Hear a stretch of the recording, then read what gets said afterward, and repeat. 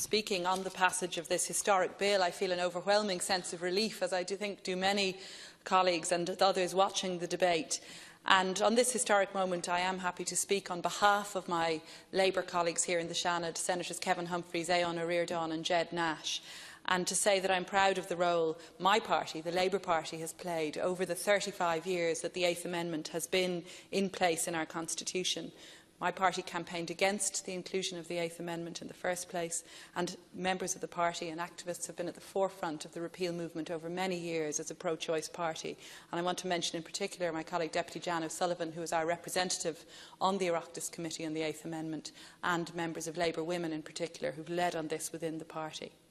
But I also want to thank you, Minister Harris, for your incredible leadership on this issue through the repeal campaign on the referendum and since then, and in particular over the last few weeks steering the bill through both houses. I want to thank your officials who are so committed and have worked so hard on this, and to thank, just in the last week, our own Seanad staff who facilitated such lengthy debates and with such good humour. I want to thank also the many activists who have played such a vital role in the campaign, and to acknowledge the presence in the gallery of so many of you from Together for Yes, led so ably by Alva Smith, Gráinne Griffin and Orla O'Connor. And I was proud to have been a member of the steering group of Together for Yes and to have worked so closely with so many of you.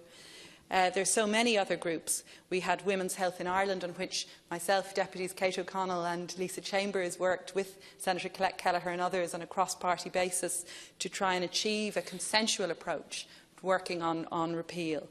We worked with so many other groups too, with Lawyers for Choice, with the IFPA, and I think Senator Kelleher is right to single out the IFPA, who have again led for so many years on this. I think Termination for Medical Reasons also deserve a really special mention, because their members were to the forefront in putting out their own very personal, very private stories, and I think really helping to change the way the debate was conducted, and in such a respectful manner always.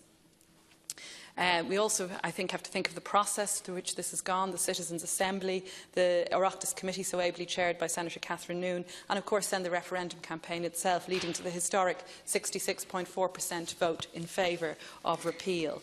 And certainly if I had known 29 years, nearly 30 years ago, as a student threatened with prison under the 8th Amendment, that it would take this long to get to repeal, I think I would have been devastated. And I don't think I would have believed that I would have spent all my adult years growing up under the chill of the 8th Amendment. But, you know, I'm conscious that as students we were affected by this. But of course I'm thinking now, of, as Senator Kelleher has been, of all the many women who have been so affected by this over so long, the 160,000 women who've had to travel, and the utterly tragic cases of women like Miss X, Savita Halapanavar, PP, the ABC women who took their case so bravely to the European Court of Human Rights, Amanda Mellett and Siobhan Whelan, and so many more, unnamed, and whose stories again,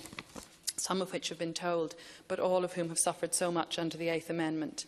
And I'm just so glad that at last we have moved on, that we are passing this law, that it is, or it has passed, this law has been passed, and I still can't get used to that, and that we will see services in place for women from the 1st of January, as promised by the Minister, and as we said was our priority. And that's so important that we can now breathe, I think, a collective sigh of relief that we have moved on, that we have passed a compassionate law, a law that will at last enable our women to access abortion, free, safe and legal abortion. Who thought we would say that here in Ireland? Here in Ireland, where needed